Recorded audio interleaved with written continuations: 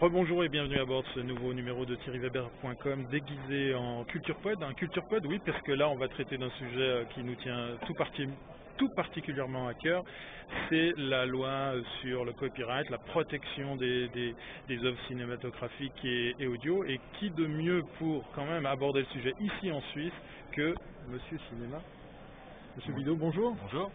Alors, sans rentrer dans les détails par rapport à la loi Adopi qui concerne la France, qu'est-ce que vous pensez justement d'arriver à devoir légiférer pour protéger les œuvres audio et vidéo cinématographiques sur l'Internet? Quelle vue vous avez par rapport sur le fond évidemment qu'on peut être relativement favorable, parce qu'on a toujours un petit peu peur que les artistes soient dépourvus de tout leur retour possible financier et qu'ils soient piratés à gauche et à droite. Mais ça c'est une réaction assez normale, puis un peu primitive peut-être, parce qu'on a l'impression aussi que notre modèle de création, le modèle de distribution est en pleine révolution, en pleine évolution, et que légiférer rapide, c'est peut-être aller un petit peu vite, parce que je me rends bien compte que moi, quand je pense au cinéma suisse et puis aux potentiels consommateurs du cinéma suisse, c'est qu'il y a deux groupes très clairement.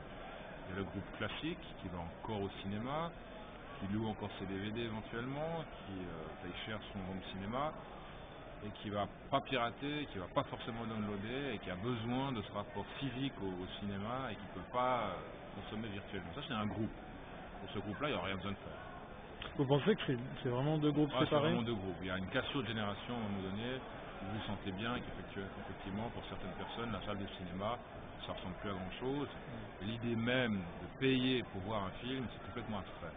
Alors que dire de ceux qui disent qu'effectivement on se télécharge les ch'tis et puis tout compte fait, on va quand même se faire plaisir de le voir dans les bonnes conditions. Ça arrive, c'est pas seulement les ch'tis. Hein, oui, je prends un exemple. Je me souviens une fois, j'étais au cinéma, c'était Tropic Thunder. Tropic Thunder, je m'installe, devant moi il y avait un groupe de jeunes qui avaient moins de 30 ans, en gros, enfin, entre 20 et 30 ans, peut-être moins même. Puis il y avait des bandes annonces. Et puis des bandes annonces, ils avaient vu tous les films. Puis ils disaient, ah celui-là on ira le voir. Puis je leur dis, attends les gars, vous l'avez déjà vu, vous allez le voir. Ils me disent, ouais non mais celui-là tu vois, on sent bien que ça va donner, etc. Et on va aller au cinéma. Donc c'est vrai ce que vous dites. Ouais. Il y a quand même parfois aussi, par le virtuel, un retour au réel à la salle de cinéma. Mais c'est quand même relativement marginal. Il y a quand même beaucoup de films qui passent à la trappe. Alors, légiférer avec... Je suis un peu critique, mais toujours avec... Non mais allez-y. Qui va légiférer? Certainement des gars qui appartiennent à la catégorie d'avant. Ouais. Donc des gars qui sont pas forcément en train de se dire, attends, peut-être que le modèle il change. C'est comme pour le journalisme d'ailleurs. On se rend bien compte qu'on a besoin d'informations, mais en même temps le business plan il joue plus. Donc le business plan ne joue plus non plus pour la création qui se retrouve virtuellement ensuite. Moi j'ai engagé des gars j'ai engagé 3 personnes qui ont moins de 25 ans qui appartiennent à l'autre groupe. Et je leur ai donné comme mission de penser le cinéma de demain. Comment est-ce qu'on va soutenir le cinéma de demain? Quel type de cinéma? Où va se passer le cinéma? Ouais. Et c'est des freaks. Je veux pas envie de me planter. Je veux que les mecs me disent, attends, là, le cinéma de ta grand-maman ou ton cinéma à toi, demain il est raide. C'est celui-là, et comment tu vas le soutenir?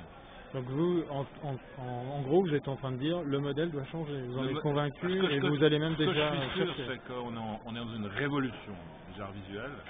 Et que cette révolution va forcément arriver à une modification totale du paradigme de consommation et de création, et qu'il faut peut-être attendre que la révolution commence à se stabiliser, cette phase un peu qui est instable se stabilise pour pouvoir commencer à dire il faut une loi ou alors il faut accepter les paradigmes. Je pense que toute loi elle sera un peu en retard, un peu à côté de la plaque.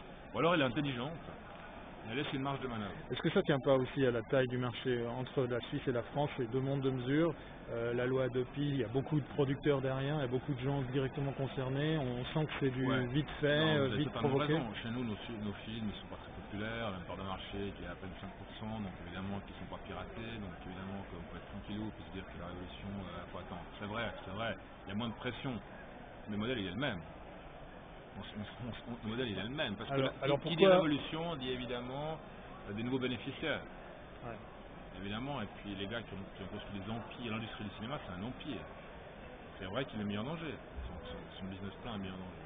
Alors pourquoi des mastodontes comme EuropaCorp, pour pas nommer Besson ou d'autres, se mettent pas à cette ouverture d'esprit que vous avez, que de dire bon il faut qu'on s'intéresse aux autres supports, aux autres moyens, aux autres modes de consommation, avant de tout de suite attaquer avec une loi qui en plus, on l'a vu techniquement, qui est quasi inapplicable tellement c'est complexe, parce qu'on fait jouer le rôle du... C'est toujours la même chose, il faut des entrepreneurs qui soient des bêtes, quoi. Ouais. L'entrepreneur qui arrive à voir un coup en avant, qui voit comment est-ce qu'on va pouvoir associer créativité et consommation dans un business plan qui fonctionne, il y en a très peu. Ouais. En art d'essence, c'est intéressant. Il a été à un moment donné, lui, dans son domaine à lui, un innovateur. Ouais. Peut-être que sur les supports, il est un petit peu moins, j'en sais rien. Mais c'est toujours la même chose. Vous avez quoi? Vous avez une grosse boîte, un département de juristes qui défendent parce qu'ils font des thunes. Ouais. Alors ce qu'il faudrait voir à l'intérieur de ces boîtes, il faudrait qu'ils aient l'honnêteté d'ouvrir, le courage d'ouvrir leurs portes. Je suis sûr que vous avez des cellules qui bossent aussi sur le marché de demain. Vous avez aussi une cellule qui défend les acquis d'aujourd'hui. D'accord. Toutes les grosses boîtes, c'est comme ça. Mais à l'État, nous, on n'est pas une boîte. Mais à l'inverse, vous avez innové en engageant, comme vous dites, ces 3 freaks. Des freaks, quoi. Et puis on va faire des concours. Là, notre prochain truc, par exemple, le premier truc qu'on va faire, c'est on a pris une bande-annonce et on va lancer un concours sur le web et de celui qui fera la meilleure bande-son de la bande-annonce. Complètement virtuel. Où est-ce qu'on va pouvoir trouver ça? Ce sera lancé à Le Carnot, vous verrez. D'accord. Ça. Et puis, un jour, on fera l'inverse. On va commencer à travailler sur l'audio virtuel par rapport à l'image. Parce qu'en fait, un grand problème, c'est qu'on ne chope pas les mecs. Ouais. C'est qu'on ne sait pas où ils sont. La veille, il faut la rendre efficace, effective. Justement, ça m'amène à la dernière question, comme ça je vous laisse retourner au buffet de ce forum décent. Ouais. L'usage que vous faites de l'Internet, c'est une question double. Quel est-il? Et puis, justement, par rapport à l'Internet, comment, puisque peut-être vous avez quand même des pistes à nous donner, vous opérez une veille sur ceux et celles qui produisent du contenu. On voit, il y a de plus en plus de gens qui produisent du contenu qui est spécifique au web, qui n'ont pas la même visibilité que je dirais les grands producteurs ou ceux qui sont présents en télé. Alors voilà, la question double, l'usage d'Internet et cette veille sur ce nouveau médium. Bon, l'usage d'Internet, pour moi, il est quand même, c'est de l'info. C'est de l'info par rapport au cinéma, ça c'est clair, parce qu'aujourd'hui on lit plus beaucoup et on lit mal sur le cinéma. Parce que les vraies critiques sont sur le web, c'est de l'info, c'est de l'actu pour moi. Et puis la veille, je viens de vous le dire, la question, on utilise aussi le web pour faire de la pub sur nous-mêmes, sur les concours qu'on lance, etc. On n'utilise plus les médias classiques. Et après la question de la veille, on se la pose et la seule manière intelligente qu'on a trouvée, c'est de lancer un concours avec du pognon à la clé, avec effectivement des choses qui sont lancées sur le net et réalisées sur le net. Les faire sortir du bois. C'est ça, parce que le CNC d'ailleurs, vous devriez peut-être aller le voir, parce que le CNC, ils ont deux, trois sections qui travaillent là-dessus, c'est pas mal, quoi. Heureusement, c'est pas inspiré d'eux, par hasard on a vu qu'on faisait la même chose. Donc, avec ma petite section de 10 personnes au CNC, il doit être 1000 je pense. Voilà. Donc on est sur la bonne voie aussi. On est sur la bonne voie, et puis on a moins de pression industrielle, c'est juste. Et je pense qu'on n'est pas si mal en technologie de l'information. On a nos petits freaks, là, le PFL ça marche pas mal, le Châtel aussi.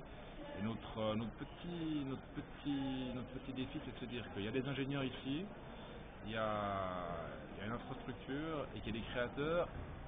Il faut les choper. Il faut qu'on les trouve. Trouver ces créateurs. Et je pense que c'est eux qui feront l'audiovisuel de demain, il ne faut pas se leurrer. Monsieur Bidot, voilà. Merci beaucoup, puis à bientôt si c'est pas avant. Voilà.